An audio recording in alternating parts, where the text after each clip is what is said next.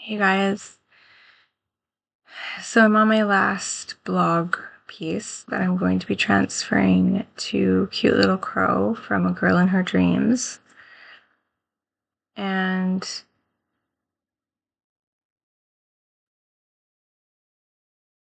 over the last few days, I've gone through some grief. I lost a friend, a client. I think I touched on this very gently in the last few days, but I've really had a lot of loss in my life, and it hasn't always been death. I mean, that has been very consistent, but a lot of it has just been marriages. Like my first divorce was like death to me. It was really painful.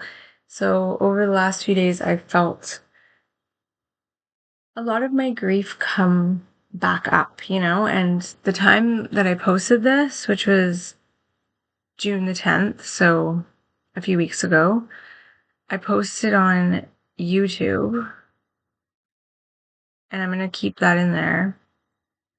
And I put it into a playlist, so I feel like it's meant to be kind of special. It was a really long post, and it was about dream mapping and mapping within, and the cover of that video, the still shot or whatever, is this beautiful picture of a shell, and the quote is, "Joy is a spiral similar to grief. They'll both come back in circles to meet you where you are." And I'm going to leave that playlist with one video in it and only have really special dreams, because out of the 6 months that I've been doing this mission, that dream was a pinnacle. It was like the pinnacle of a shell. And I think I mentioned that in this time, I even found this random shell in my room on my dresser, my nightstand, out of nowhere. I don't know where it came from. And when I held it for the first time, I literally felt this connection to self. It felt like my ear when I held it. It felt you know, sight came to me. It was just this really kind of sign, I guess, but it was also grief, right? It was I know that grief is always coming, and I know that it's always part of the spiral, whether it's the spiral down or the spiral up, it doesn't really matter. There is no real up and down in the universe, but I'm quite comfortable with all of this stuff. So, I mean, if it's really hard for you, to wrap your mind around this or just take it in, my apologies. I'm very connected to the other side in that way. I'm very comfortable with the cycles of life, birth, and all death and loss, trauma, grief. To me, it's part of me, and it's built into me, and I don't feel like there's any right way or better way, you know what I mean? But I want you to know that this space is safe, and I would never insist that anybody listen to anything that makes them feel uncomfortable. And I know my own limits. I've had some panic attacks in the last few days after losing this friend, because they're a mother and a friend, and working through that kind of stuff comes very naturally to me, but I understand that it's not natural for everyone. And some people have never even touched the tip of the iceberg, right? But I want you to know that I'm all encompassing, that I include everyone in every way. When I think of the people that I feel for, that I miss, that I love, that I lost, everyone experiences some sort of loss, and everyone experiences some sort of fear, right? We're all born innocent, and there'll always be an inner child in everyone that experiences that kind of stuff. And you know, like, it's not to say that there have been people that I've moved on from that are not good for me. Like, my first divorce felt like death, and I will always remember it like that. And the forgiveness that I processed through for my own well-being, and the letting go that I did so that I wouldn't be like groping with the pain, was for me, and as selfish as that sounds, like, it was so I could cleanse from this person that I was divorcing from.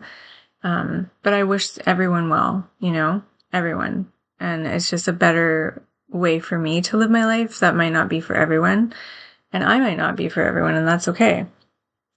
So I'm going to just finish recording about this dream because it happened to be about my first marriage.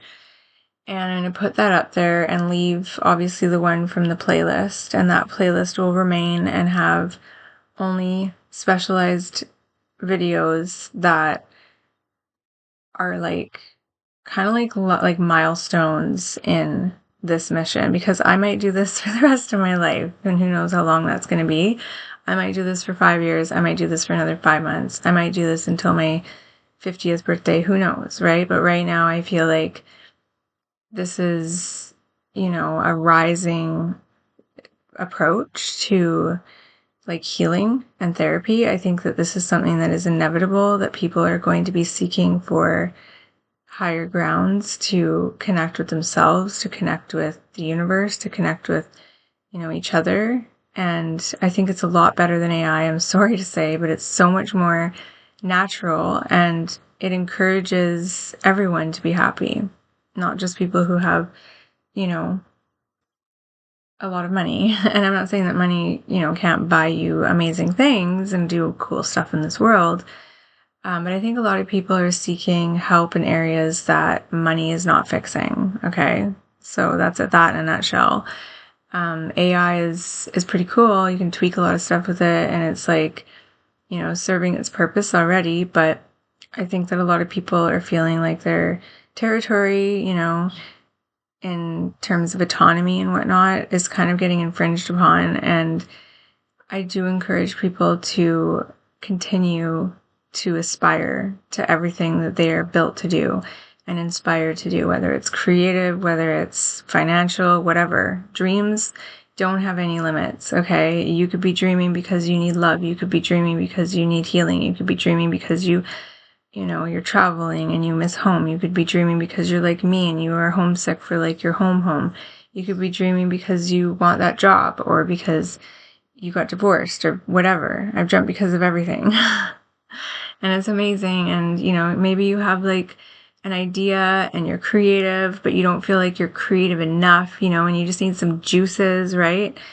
Dreaming is never ending. Like, there's never ending valves to never ending soaring heights of imagination and expression. I really wanted to start writing, and I think my dreams have been shifting, and I really love writing, but I think that it became very clear that video, like, synapses are better on a blog for me. Even though a blog you're supposed to be writing, like, I'll probably write a little tidbit here and there, but because I'm writing a book, writing the blog at the same time was just like, like, I felt like I had two brains. And one was like, come on, let's go do this. And the other one was like, well, we got to do that too, though. Like, and it just got to be where I felt like I had like two personalities. There was like two moons every night and two suns at sunrise.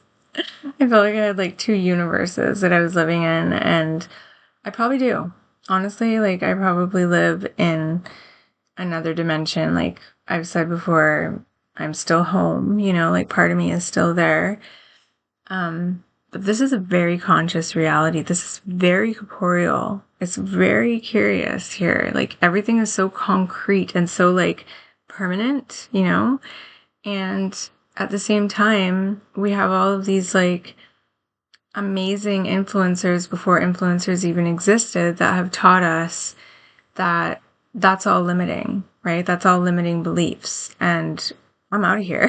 Like, in a nutshell, like, I don't believe that we are limited to this. So, it's very natural for me to explore that in my dreams, but also in my reality. So that's what I do.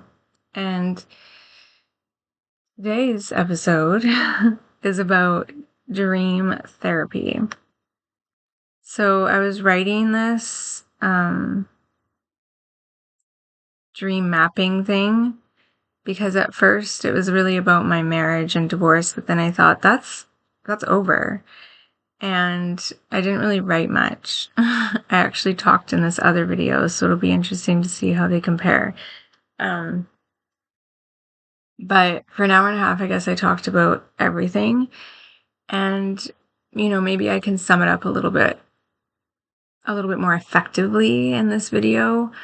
So I got married really early. I was like in my early 20s, and it was after 9/11, and it was after like Y2K, obviously.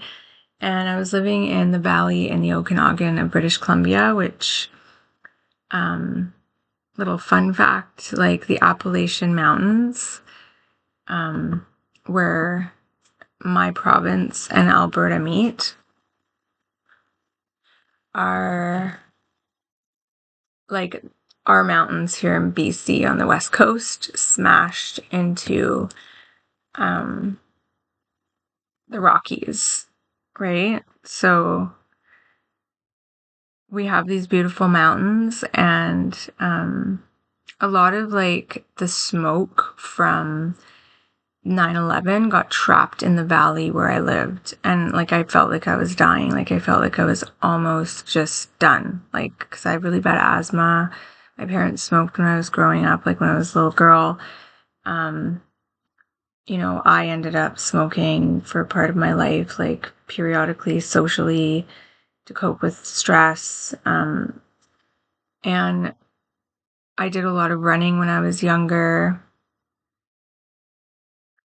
And my mom ended up studying all of this stuff and, taught me about like how the tectonic plates kind of joined. So they didn't like smash into it. It was more like, I guess like AI is calling them tectonic collisions. I call it formations. So when I'm actually like feeling this sacred land that I'm on, that I like was married on, and I've traveled around like BC. I traveled from up north when I was a little girl, like from above the Arctic Circle down here. And I've been exposed to like a lot of different latitudes and longitudes. I've done lots of road tripping, like, some with me driving, some not. I've seen like hundreds and hundreds of deer. I've seen like every highway, like almost. And when I think of the Rockies, because I've never crossed the Rockies since I was really little, and so myself, like when I channel that area, I channel like a very kind of like rusty kind of terra firma that's forming into like its own lava heat underneath the earth, like underneath like the crust of the earth. There's like this heat that's drawn from the whole tectonic shift of opening that, layer and different like ranges of earth and solidifying into like this just beauty. It's like beauty. Like it's like a crystal. It's like a rock. It's like a very special stone, It's like, it's more than geography, and it's beautiful. Like, and I've driven down the coast into the States, and I've driven like up into Kelowna and like the Okanagan. I've driven, along this whole, like, I've driven up to the Kootenays, right? And I've seen it all from an airplane, but like it's this area for me that's just like very kind of scary, like I'm scared to drive it. And I did a lot of driving with my first husband. Like we did vending. We've served like thousands and thousands of people, like hundreds and thousands of people together, and drove. And like I never felt safe driving with him. He was kind of crazy, and I couldn't even fathom driving through the Rockies with him. And I avoided driving altogether because I actually had a huge fear of driving, and I didn't have my license until after I was divorced. A lot of it was because a lot of my fears of getting into an accident due to whatever reasons, like I just was born with this like primal fear. I don't know if it was like due to a past life or like this life, who knows, right? But something in me was constantly like petrified of the road, and I thought I was facing it when I started doing the bending, and then I was actually like getting worse and I didn't want to get my license even more. And I also didn't want to be on the road at all. And I actually left this marriage. I left the Okanagan.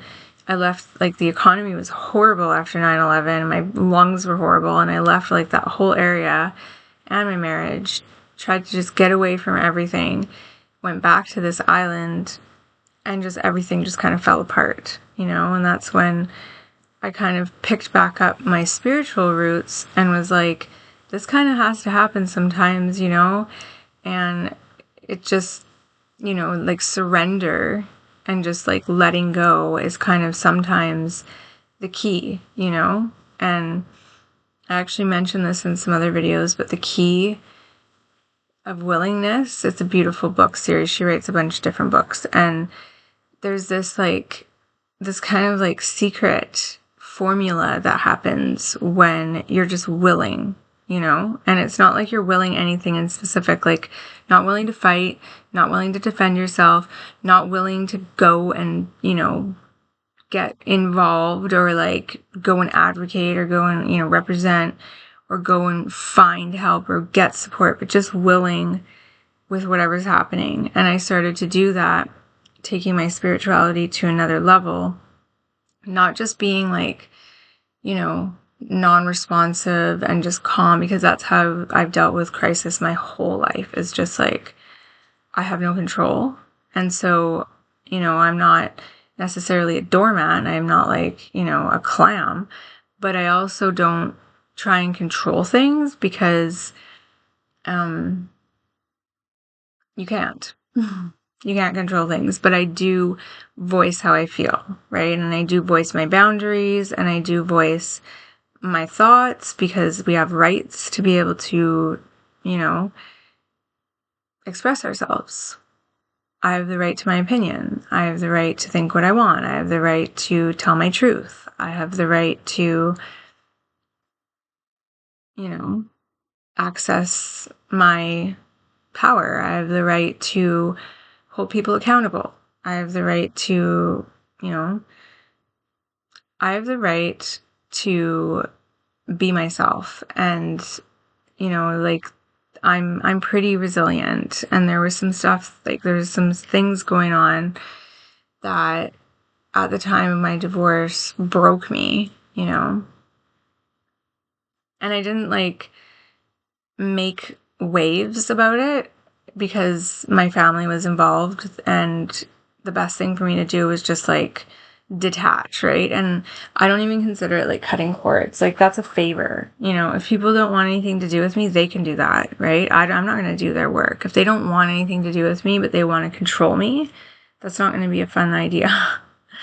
You know, if you don't want to support me and if you want to hurt me, you're going to have to like remove yourself from my life.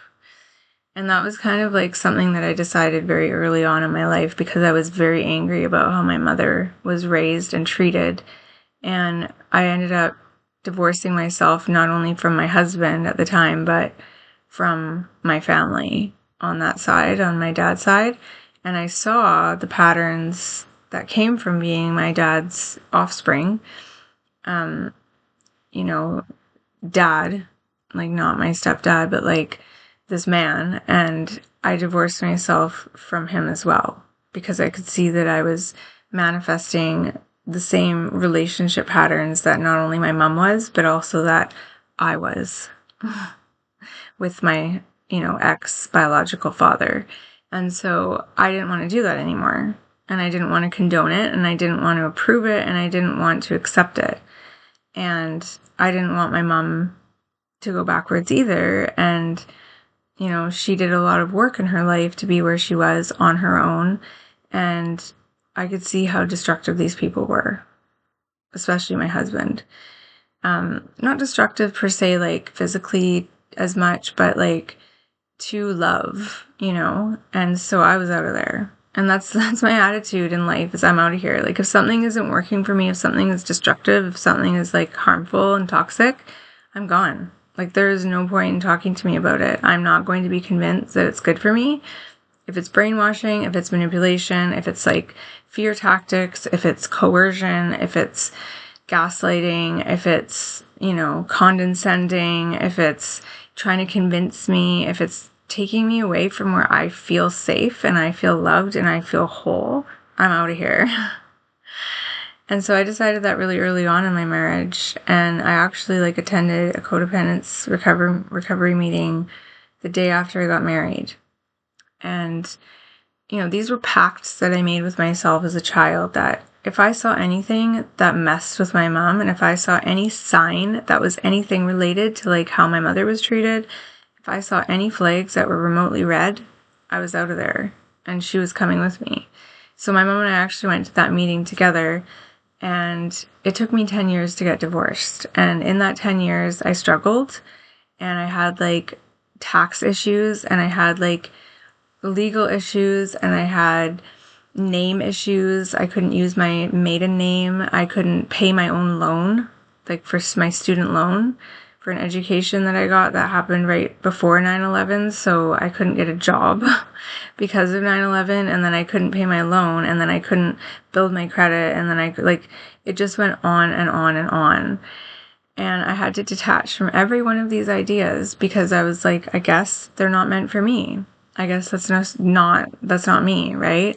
And I surrendered to my dreams, and I remember the day, I remember the very, very early hours of the morning when I got up, and I thought all night long I had heard my kitchen tap dripping in my apartment.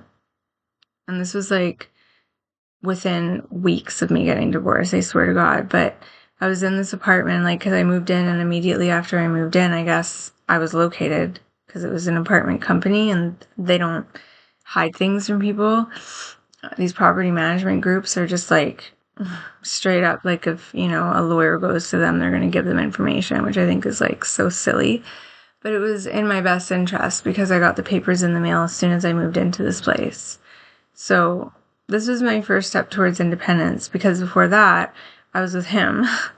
And, 8 years after that, I was getting help from my mom and going through the system, because I was so broken. And so it was 2009, and it was 8 years after we had gotten married or met, I guess.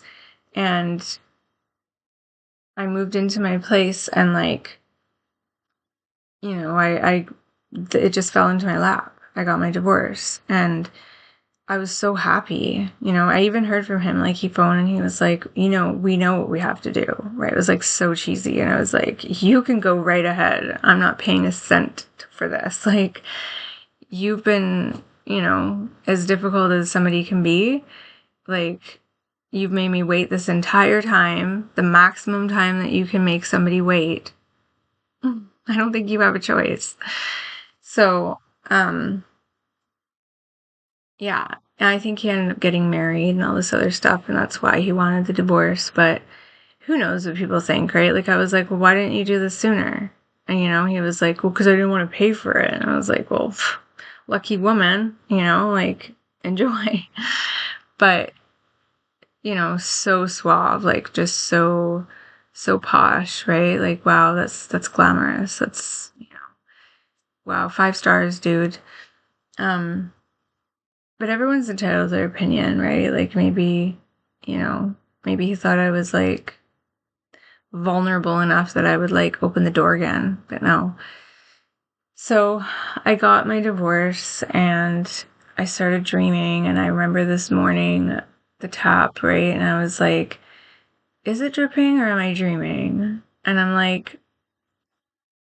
how deep are my dreams really going? How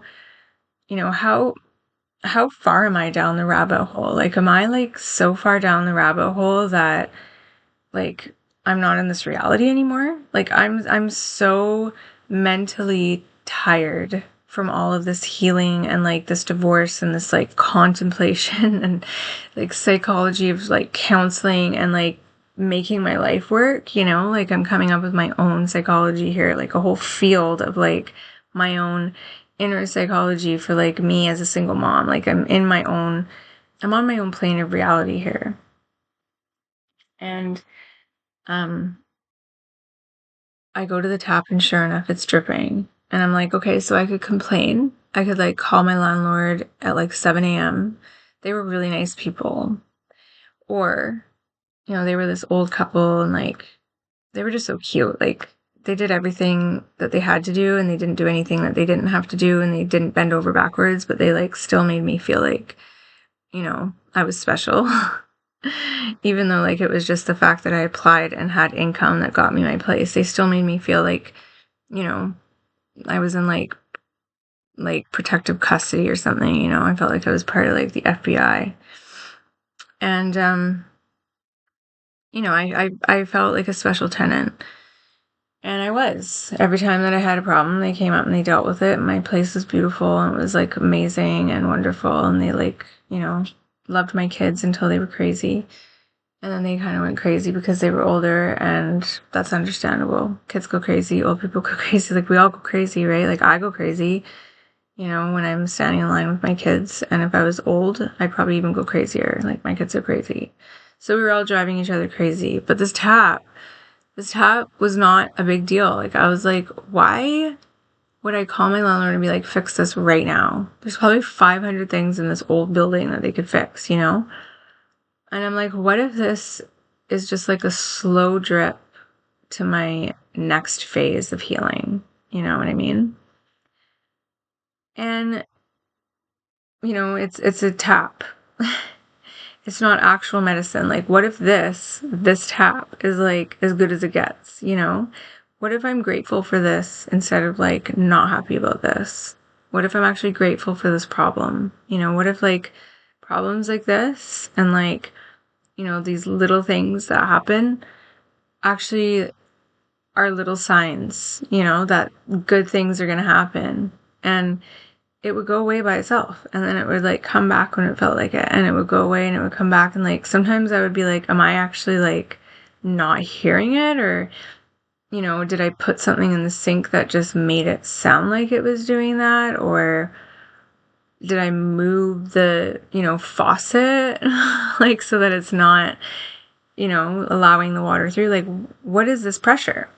And in that house, in that apartment, the house of my dreams, my body, I had so many dreams. Like, I can remember them and I think about them, and like the more that I would think about them, because at this time it was just like a little drip, right?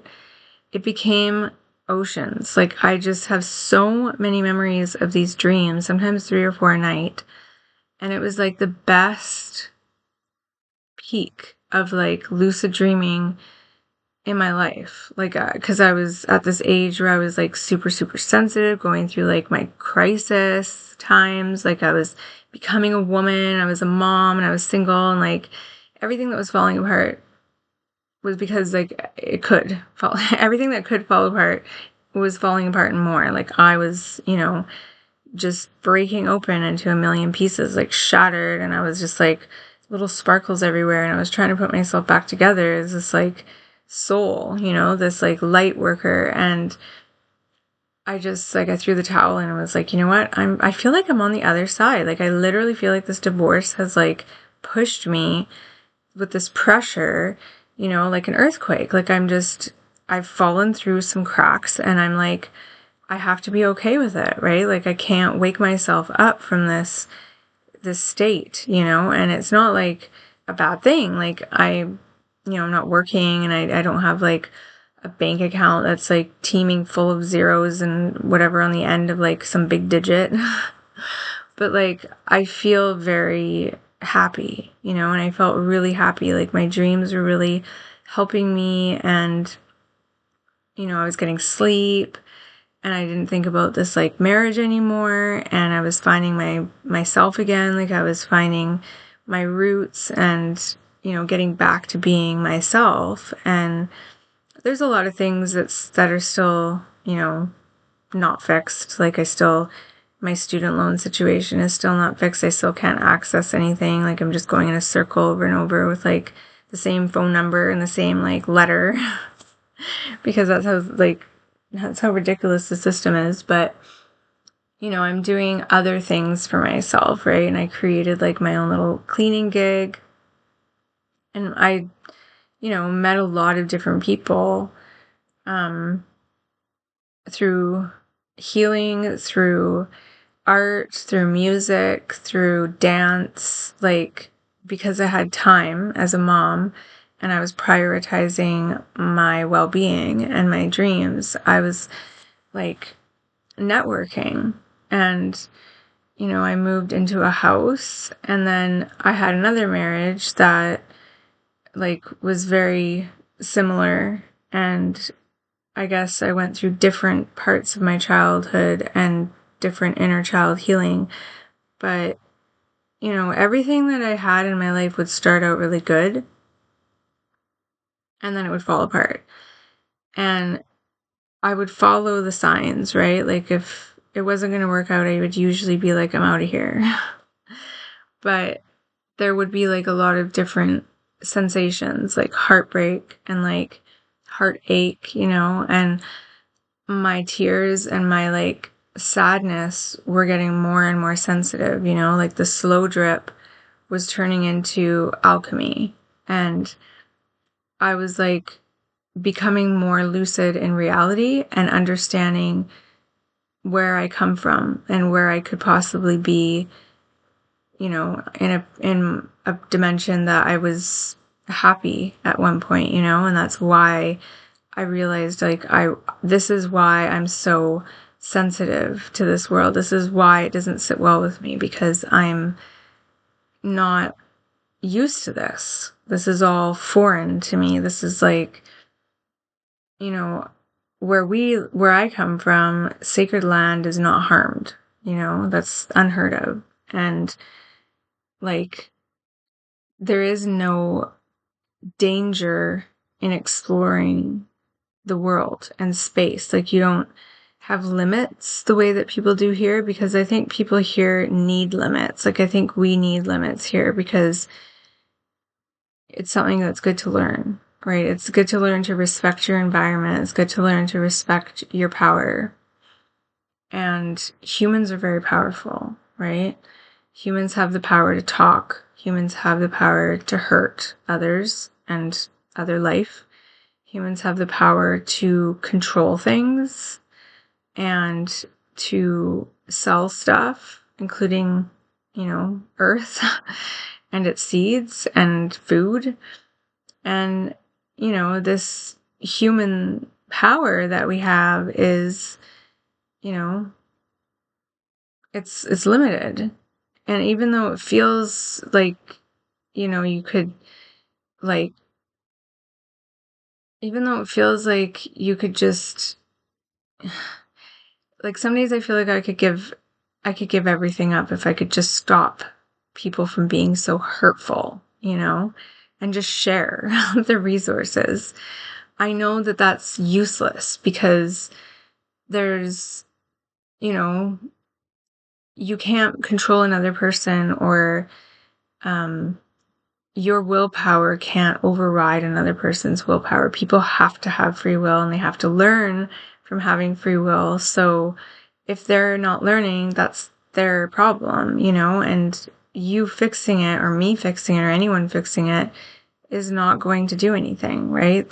People are still going to do those things until there's nothing left to do those things with, right? Just like a person can go to the bar and drink everything that there is in the bar, right? They wouldn't stop drinking unless somebody said, look, you've had enough.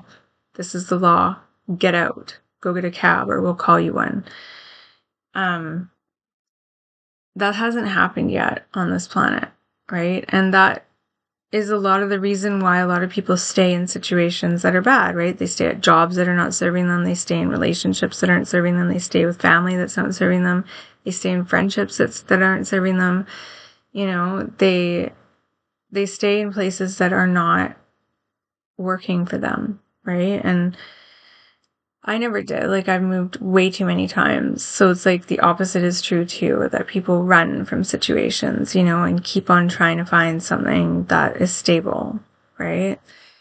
And that's not good either. And so I got to this point where I finally said, I'm not leaving, you know? Like, you can leave because I built this world. I built this house. I built this home. I didn't build the house, but I built the community around me. I was my landlord. Like, I had a relationship with the landlord. I had a relationship with the people that lived downstairs.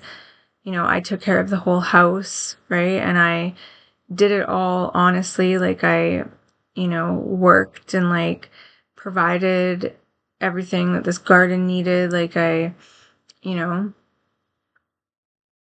I came home, I got a car. Like, I was the first person to get a car in that marriage.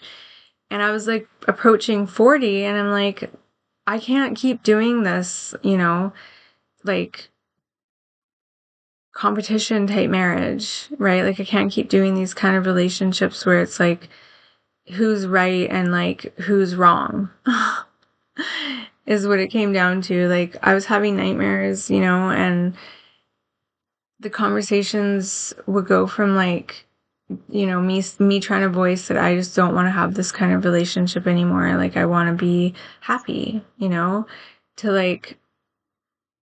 like somehow the conversation would turn around on me and my husband would be like, yeah, well, that's your choice, or like, that's your opinion, or you're choosing that, right? And I never bought any of that crap, ever.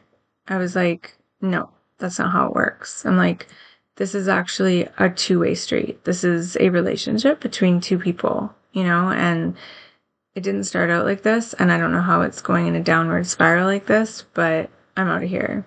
And like, by that I mean, like, you can leave and I'm staying here, but I'm not in this relationship anymore. And then it took me a really long time to end that, but there was a lot of like sleep paralysis during this time. There was, first cut is the deepest, no joke. Like, the first cut was, I thought I was going to die during my divorce from heartache. Like, I was in so much pain. In my first divorce, I was on my parents' friend's floor in the attic, like, surrounded by blankets. I couldn't get up off the floor. I'd get up off the floor and I would like go try to have a cigarette just to cope with the fact that like I couldn't cope. And I would like have a glass of wine and then I was very, couldn't even eat. Like, I couldn't even consume anything. I'd like try to play guitar for 4 minutes. I would like go out to a restaurant and like immediately shut down and then go back to the van. I would like go to a doctor's, try to talk about it. Like, I was rejected welfare. Like, I couldn't do anything for myself. I was like completely paralyzed. And it wasn't even because I loved him. Like, the stupid thing is it was because I was hurt inside as a child. I was hurt inside by like my biological father. I was hurt inside by my parents' trauma. I was, I tried to create a tribe. I tried to create a family. I tried to like merge with this person after like many years of loss. I tried to like, sew a family back together through like this religious, piece of whatever. And it was like the sentimental idea gone wrong. And then my second marriage, it was more like a social thing. It was like somehow by meeting him, I was blessed with like this massive community of people that it's like a garden. Like, some of them are really close and they're like these big roses, like Alice in Wonderland. And some of them are like these little pansies, and like when I see them, it's like, aw. And some of them are like really robust lilies, right? Like full of moisture and giving me oxygen. And some of them are like little daisies, right? And no matter what, like, I've been supported by these people in like every way. Me and my kids. And a couple of them were even at one of my births. And I took my power back and I rose in this separation and like cleared my home, cleared my space, cleared my like body, cleared my mind, cleared my conscience.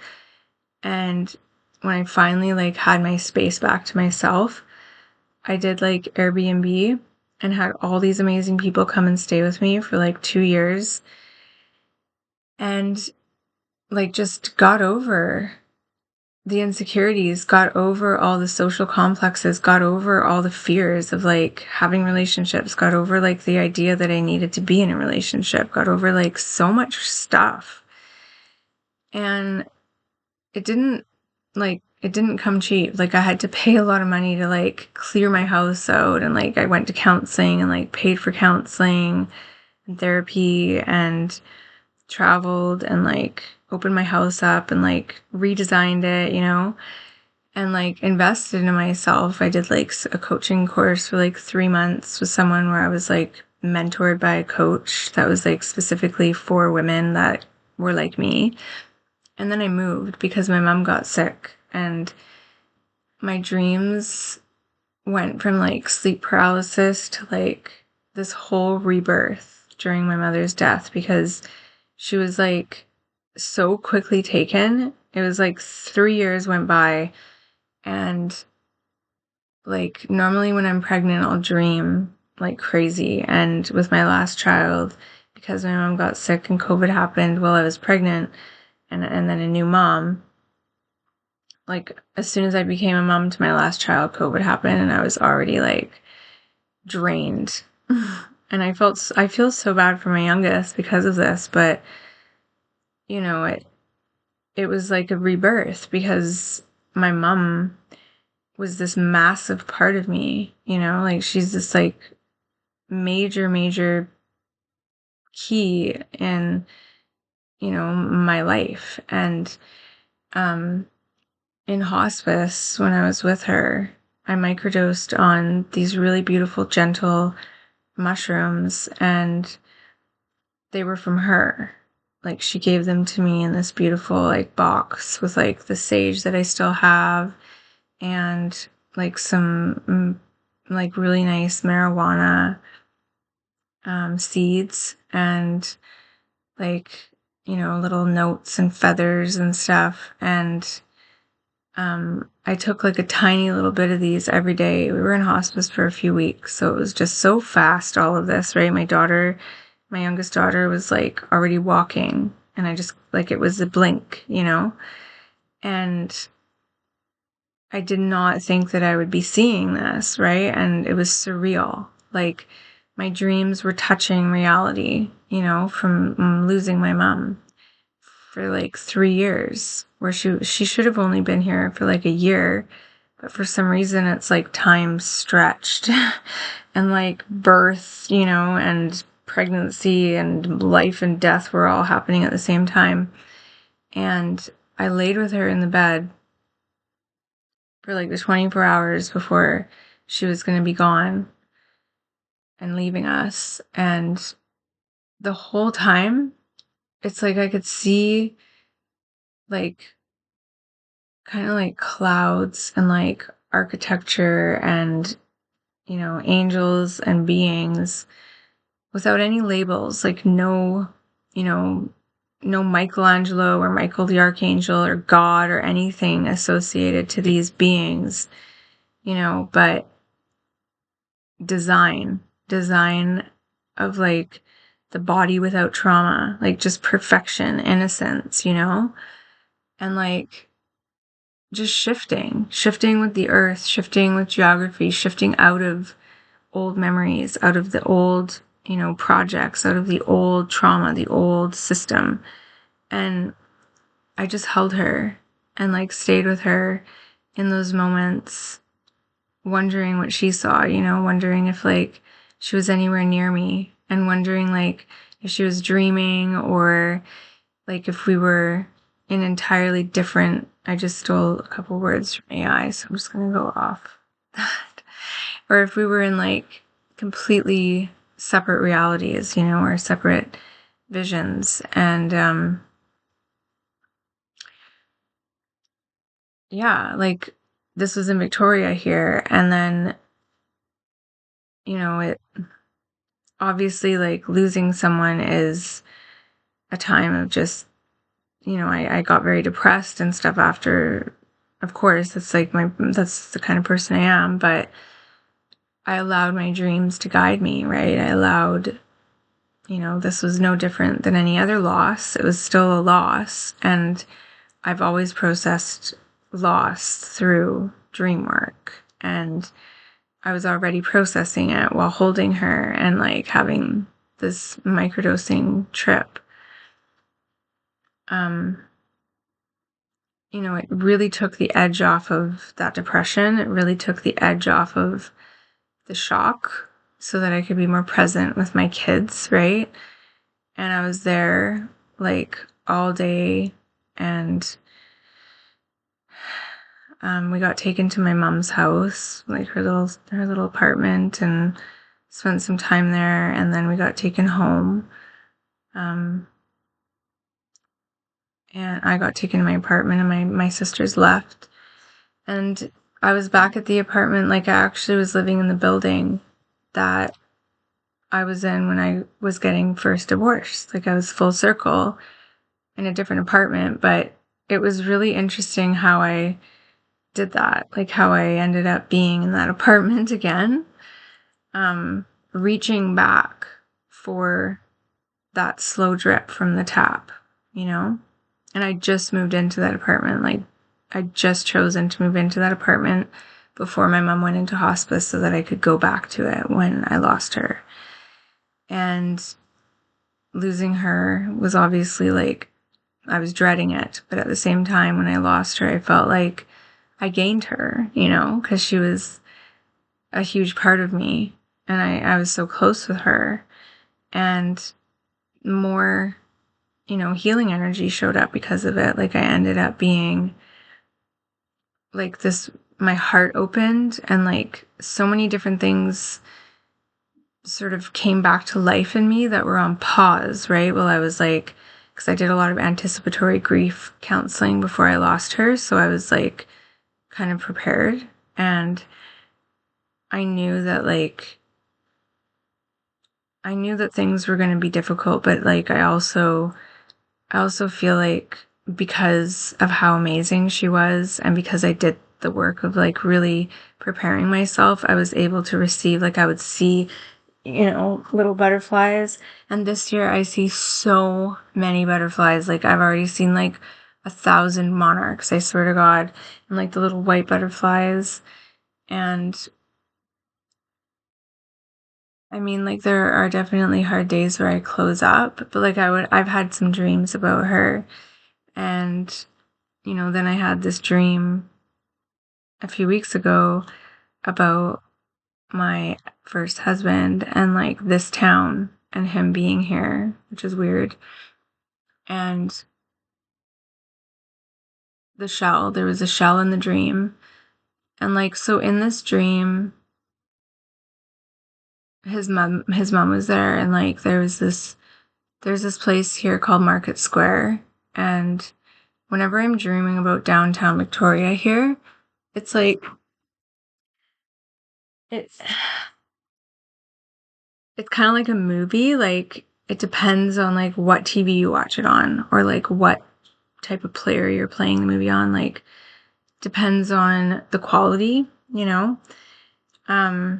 but it's all the same place. It's just if you watch it 5 years later, it's going to look different, because life has changed, and maybe you're watching on like a smart TV now. So depends on where I'm going in the stream and what timeline I'm on. And obviously I was like married to this person, so it was like 2009, and I'm pretty sure they did come here, because I remember my mom saying, because she followed me here too, and she was like, oh, I think I saw Taylor and blah blah blah, or I talked to him, or like a few people said they saw him. And so I thought that's weird, and I just ignored it. But in my dream, because we'd never seen each other here before, it was really weird, because I was like, why is he here and I'm here in the city? Like I came here and just completely like moved on. But it was obviously stuff that I hadn't dealt with, right? Especially to do with his mom, because she didn't like me and never saw like the essence of me, because she never came to here, first of all, where I lived most of my life. At that point, I was so young. But there's this place called Market Square, and it's really beautiful. It has all these brick like walls, and The shops are really cute. They're like very kind of like, I don't know, kind of like a mix of like Europe and UK and like anywhere like cute to travel and beautiful to travel. Lots of like wrought iron, lots of like big planks made into like stairs and walkways. Just a beautiful square, you know, like I don't know how else to put it. It's kind of like Covent Gardens in London. Like it's got a charming kind of feel. And when I was dreaming about it, there was kind of this cabin built into it, which makes sense because there's a lot of like wood beams and stuff. And we were staying in it kind of like an Airbnb. And there was a shower, and no matter what I could do, I couldn't get this guy, my own husband, to like engage with me, right? And like, you know, I tried to flirt and it just wasn't happening. And his mom was like kind of mean to me. And I'd go on these little excursions and like go downstairs and look at stuff and try and be like, you know, a wife going shopping, and that didn't feel right. And there was like some stuff we did at the dining room table. I can't really quite fully remember like clearly, but eventually I just realized like I'm alone. Like I'm in this marriage alone, you know? And I went back to that. Like that's what I was going back to in this dream. And I found the shell, and I got up there, and, you know, they were getting ready. And it was like, you guys are getting ready? Like, what? I'm the wife. Like, am I not supposed to be getting ready with you guys? And of course, I didn't say anything, but he was going to have a shower, and I was like, oh, what are you doing? And he's like, oh, I need a razor. And I was like, oh, well, I have this shell. It's like, it's a really good razor. And he was like, no, I don't want your shell, you know? And my shell was actually really beautiful. It was really pretty. It was the top of a shell. And, you know, like he was Italian, and so I was like, I thought maybe like the Fibonacci code would like resonate, but it wasn't resonating. And then I brought it over to the dining room table and like hoped that maybe like his mom would be like, oh, that's such a pretty shell. But instead she had like bags, like Ziploc bags full of all these other jewels and stuff that were more interesting, if I can recall. And there were some other exchanges that I don't really remember because I'm so focused on this shell, right? And the dream kind of like separated. Like I think I kind of half woke up and like went back to sleep and like actually had this dream again, like went back to it, which is kind of rare. Like usually if I wake up, like that's it. But I managed to like slip back into this dream and get back to the dining room table where the shell was actually kind of like separating, if that makes sense, like turning into like it almost looked like a barnacle, but it was coming apart like fibers, like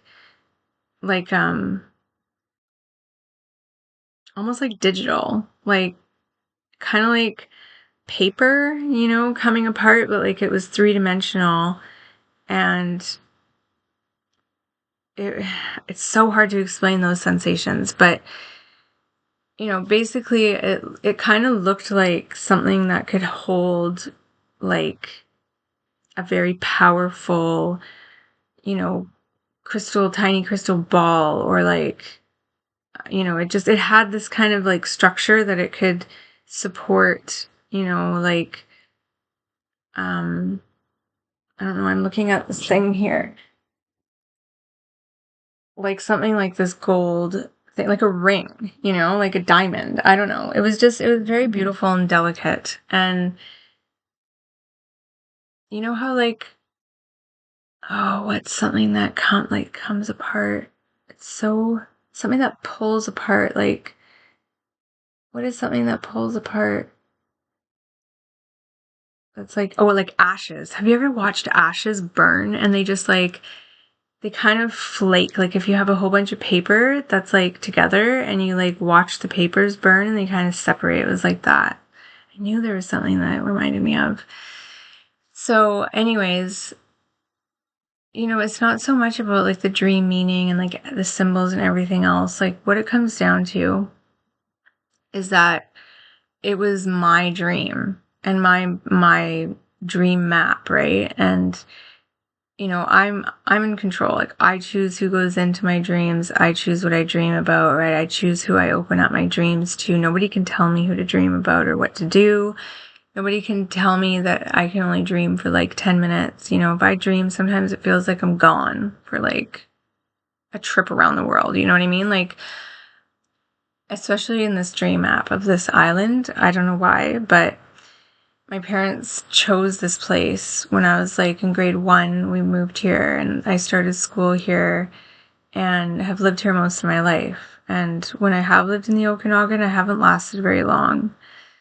It's not for the faint of heart. Like, it's snowy in the winters. It gets really depressing. And like I said, the first time I was there, it was 9/11. Like, maybe this like little barnacle thing that turned into like ashes was kind of symbolic of like 9/11, you know, burnt to nothing. Like, it was grief again. And it was a really traumatizing time. Like, I was so young, and just seeing the ashes falling into the valley, like right in front of me, was like traumatizing. And walking up this big hill, because we lived 10 blocks up a hill, like it was like an hour of walking up a hill to get home. And I had my kid, and I was like, you know, not even breathing, like by the time I got up there. And I still go through this. Like, I was going through this the last few days after my friend in the Okanagan passed away. I was like, I can't believe it. Like, you know, I feel like I'm going up that hill again. And, you know, I was like, do I need to cry? And of course, like, it's easy for me to cry. I just put on like my favorite Australian series that my mom introduced me to in 2016. But, you know, by then, when she introduced me to that series, I was married and like separated again. And like, without her, it's just so much different, you know? And I think part of this dream was just that, you know, I didn't quite have her yet when I was married the first time, until we went to the codependence recovery meeting the next day. And she was so shocked, and she was like, because I called her and I was like, remember that meeting you told me about like 2 years ago? Can I come? And she's like, today? And I was like, yeah, because like I eloped with my first husband and everyone was kind of choked about it. And I'm like, well, what do you expect? You know, like, look at our family. No offense, but it's not really exactly like the family that I see coming to a wedding right now. And same with his family, you know? But anyways, that's besides the point. My mom was amazing. Once I went to that meeting, like, we were able to really repair our relationship, and she just thought it was kind of funny that like I got married and then the next day, because I was really brokenhearted. Like, my new mother-in-law, you know, said that it was like disgusting that we got married, and I was done. I was like, if that's what I'm looking forward to, like, I'm going to start recovering.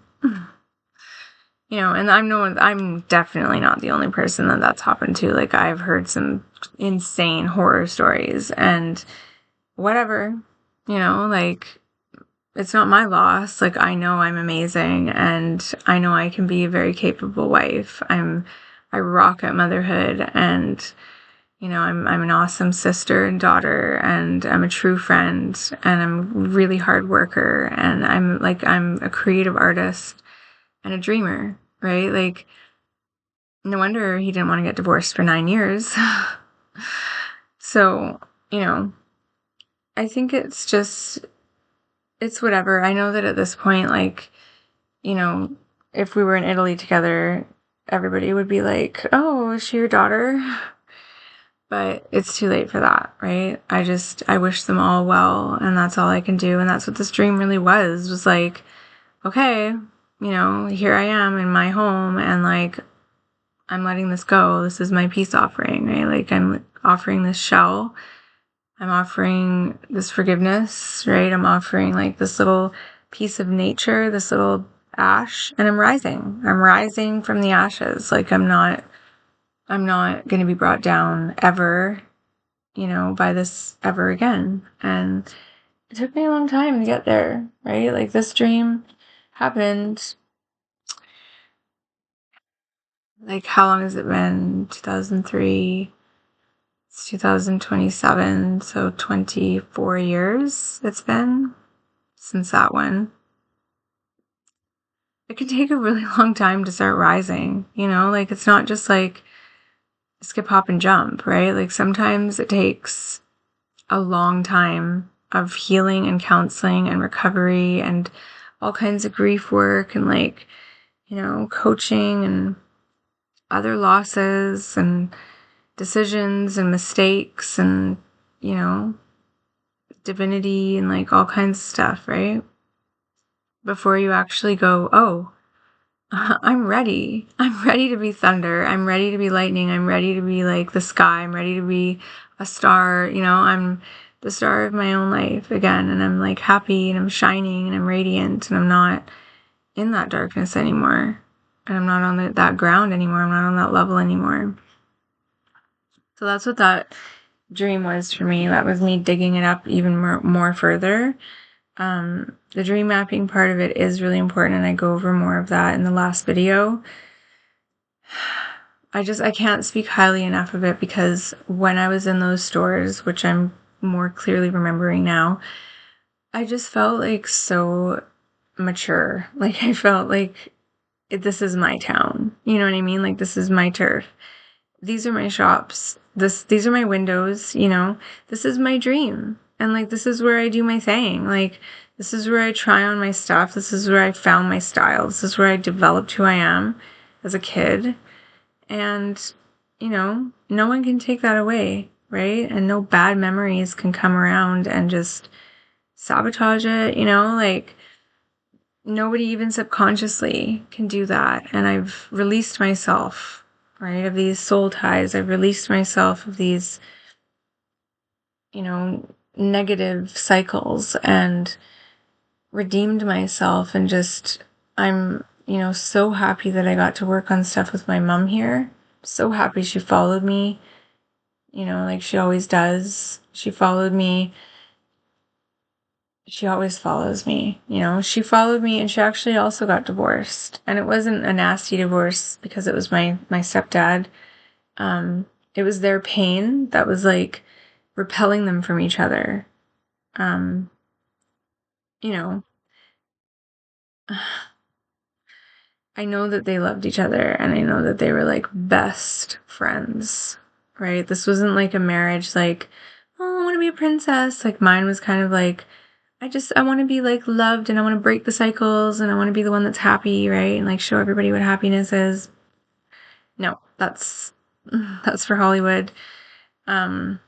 Maybe one day, like way in like dreamland, when like dreams are reality. But in this world, girl, like, I don't know what I was thinking. I really wanted to start a tribe. I lost my son's father, and then I tried to like fix everything, right? And my mom did too. She didn't lose my father, she gained my stepdad. And I know that they were like bosom buddies, even though he's a man.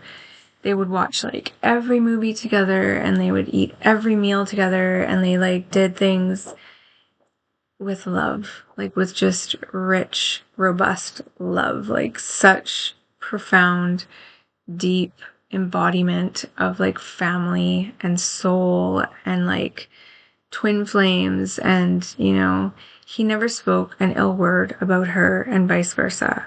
Like they loved each other, and that love was something that was like really hard at the time to cultivate, and nurture, with like the economy and the recessions and everything else going on. My parents were like kind of hippies, and that revolution, died hard.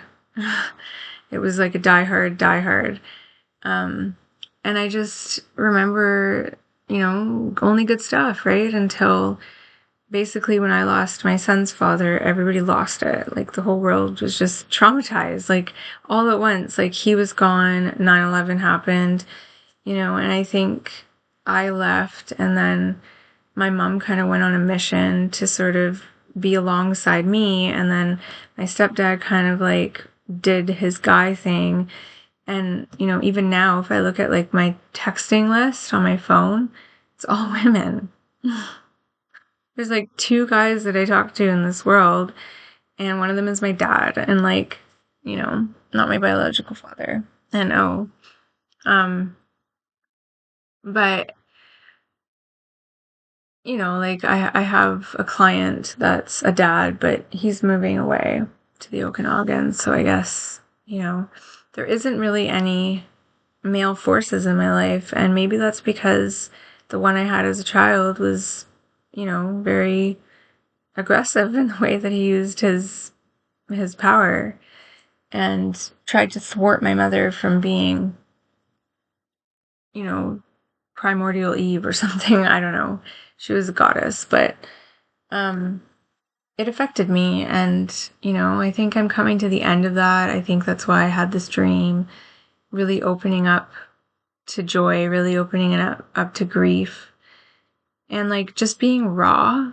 Like when I talk to counselors, there's a lot of shakiness, there's a lot of instability, there's a lot of like stuff that I just kept on grinding through, and I tried to be like, I tried to graduate, I tried to like get on the beaten track, right? And I kept on fumbling, I kept on falling, I kept on tripping, I kept on face planting, and I still do that. I still put on my sunglasses and ignore everything and just start doing things the way that I think that they should be done, because if I don't isolate, if I don't shut the world off, if I don't go into like, the darkness, like that's where I grow best, right? Like that's where I get things done, is when I'm alone and when I'm like multitasking and doing everything myself. And when I don't have help, that's when the pressure like builds up, and then it's like, boom, I'm a star and I'm like doing it all.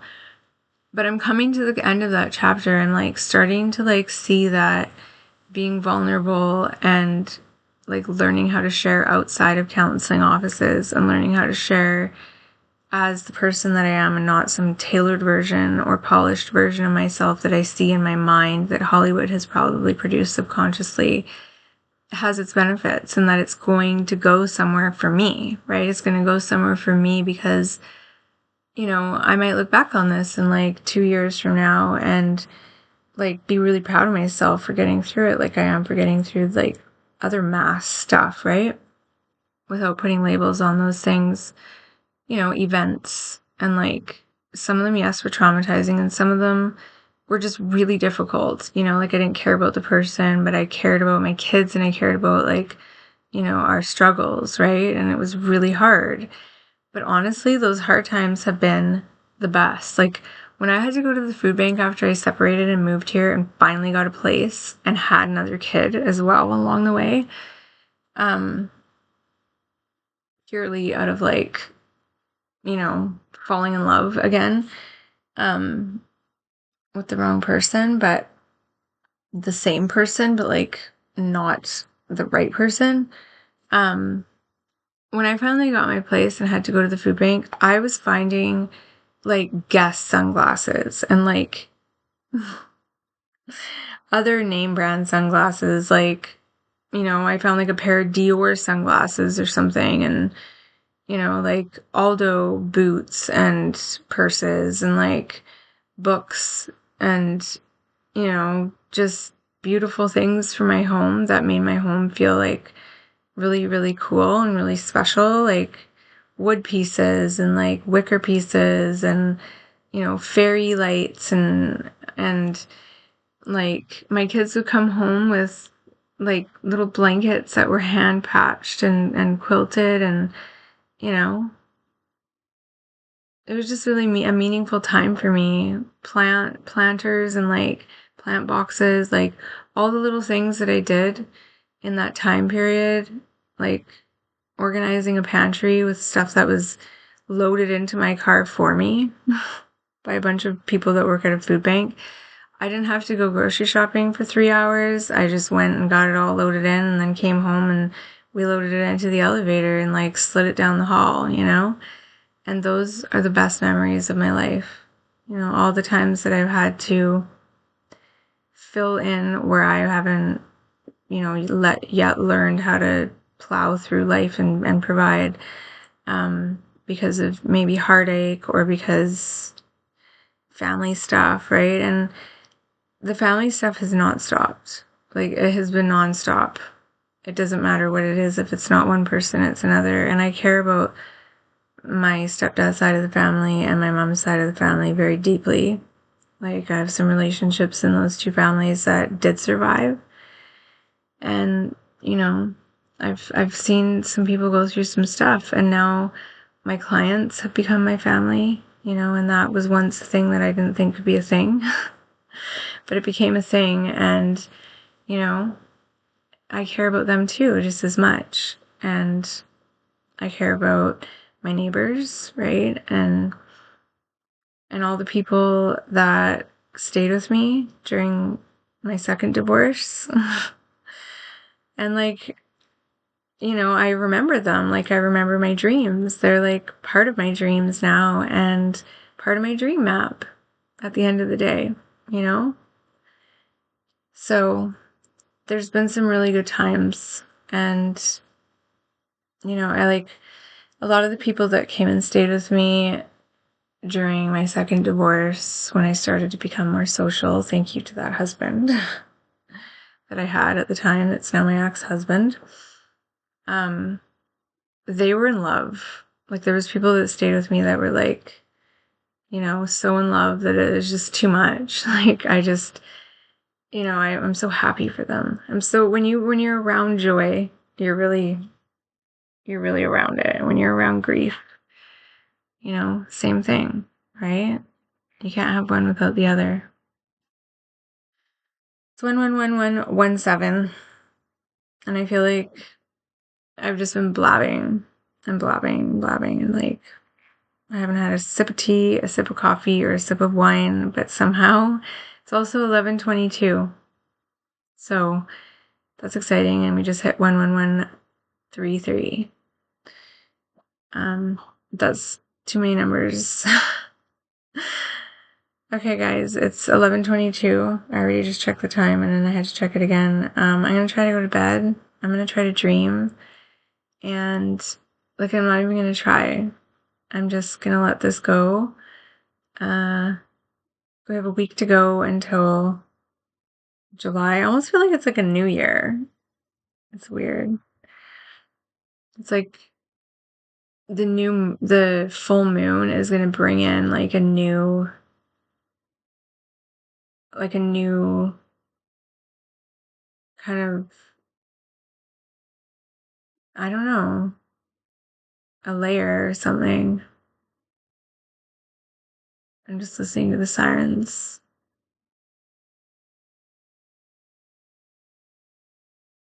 They're gone. I feel like it's, I don't know, like there's this shift happening again of like kind of like mid-century, or like not mid-century, but like really ancient, you know? A lot of people, I think, are still thinking in like Renaissance times or 17th century, you know, even mid-century. And my brain has been like kind of on this wavelength of millions of years old, you know? It's like that Pink Floyd song. I think it's called Keep Talking. And Stephen Hawking, his voice is sampled in it, and he's saying that for millions of years, I think people live like the animals, or humans live like the animals.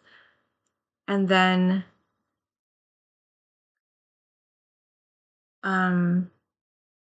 for millions of years, people live like the animals. And then they like learned how to talk. I'm gonna look it up. I listened to this at my old apartment, and just really, like, before he actually passed away, I realized, like, is this his voice? And it is. And it's his quote. I don't know where this quote came from. I don't know if it was a quote from one of his talks, or if he wrote it specifically for the show or the song. Oh, it's a film. I have to watch the film now.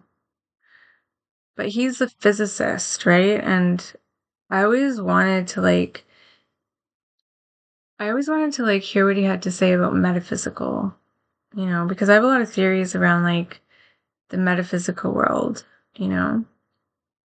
he struggled with like something that was very paralyzing to him physically. And I know that he understood deeper than that, that like we are not just physical beings, we're emotional, and we have emotional bodies, we have, you know, abilities and disabilities, everyone, right? Okay, keep talking. Reflects Hawking's philosophy of perseverance and the importance of sharing knowledge. It illustrates that communication is vital for collaboration in science and for making complex ideas accessible to everyone. The documentary itself highlights these themes by showcasing interviews with Hawking, his colleagues, friends, and family, providing a personal and professional portrait of one of history's most brilliant minds. Yeah, I need to see this. Here's his quote from Goodreads, and that was Bing, by the way. For millions of years, mankind lived just like the animals. Then something happened which unleashed the power of our imagination. We learned to talk, and we learned to listen. Speech has allowed the communication of ideas, enabling human beings to work together to build the impossible. Mankind's greatest achievements have come about by talking, and its greatest failures by not talking. It doesn't have to be like this. Our greatest hopes could become reality in the future. With the technology at our disposal, the possibilities are unbounded. All we need to do is make sure we keep talking. And in the song, I think it skips a lot of the middle part and kind of goes from like imagination to keep talking. It's a beautiful song. I love it. I use it in a lot of like different shorts when I was cleaning and stuff because it's just so calming at the beginning. You know, keep talking, which is all I've been doing this entire time. If I keep talking, I'm going to have like a really sore throat in the morning. But I am going to use this quote on this video by print screening this quote, but I don't want the whole big quote because it's like just so big. All right, let me see if I can find a cute picture.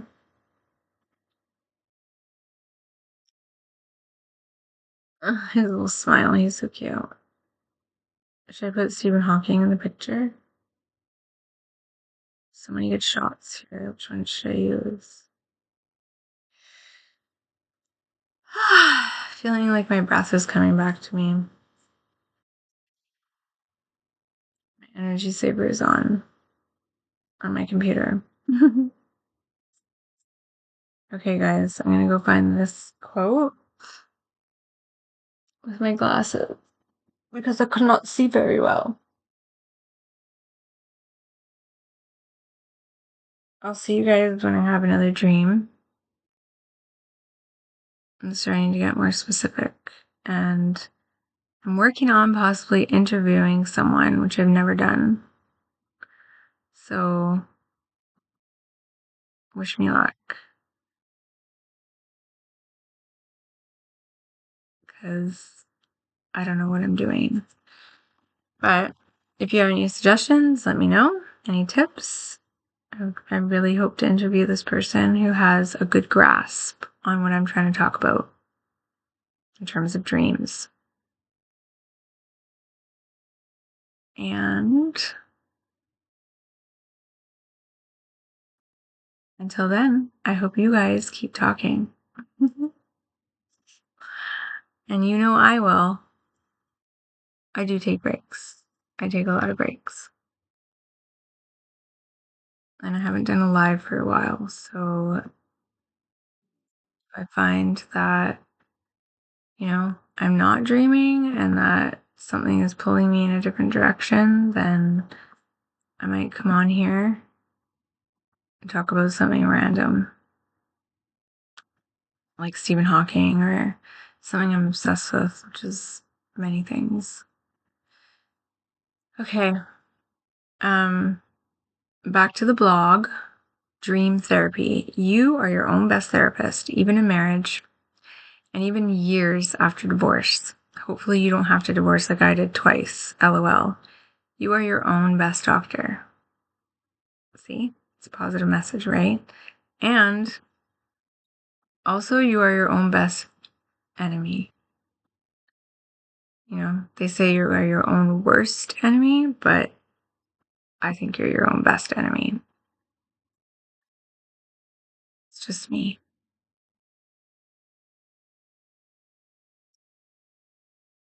I don't think anyone is a worst enemy. An enemy is an enemy is an enemy. All right. That said, I hope that you conquer yourself and all of your dreams. And I love you guys. And I really do love being here. And I love that you're here. And it inspires me every day to keep doing what I'm doing. And I hope you guys keep it up because you're amazing. And yeah, I'll see you guys in the next dream, vision, or some kind of video of some sort.